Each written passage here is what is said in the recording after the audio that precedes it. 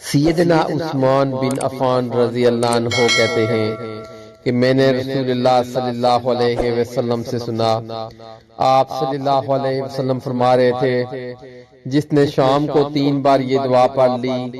اسے صبح تک کوئی اچانک مصیبت نہیں آئے گی، اور جس نے صبح کے وقت 3 بار یہ دعا پڑھ لی اسے شام تک کوئی اچانک مصیبت نہیں آئے گی۔ راوی نے بیان کیا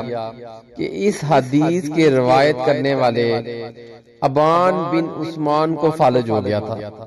تو ان سے حدیث سننے والا ان کو تعجب سے دیکھنے لگا کہ پھر یہ فالج کیوں ہو گیا،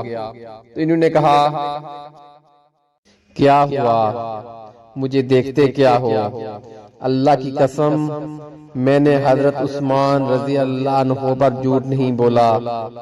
اور نہ ہی حضرت عثمان رضی اللہ عنہ نے رسول اللہ صلی اللہ علیہ وسلم پر جھوٹ بولا ہے، لیکن جس دن مجھے یہ فالج ہوا میں اس دن غصے میں تھا اور یہ کلمات پڑھنا بھول گیا تھا۔ بسم اللہ الذی لا یضر مع اسمہ شیء فی الارض ولا فی السماء وهو السمیع العلیم۔ اللہ کے نام سے، وہ ذات کہ اس کے نام سے کوئی چیز زمین میں ہو یا آسمان میں نقصان نہیں دے سکتی، اور وہ خوب سنتا ہے اور خوب جانتا ہے۔